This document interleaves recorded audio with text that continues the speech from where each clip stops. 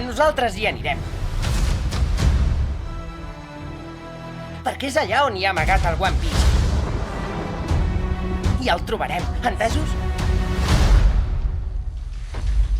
Un moment.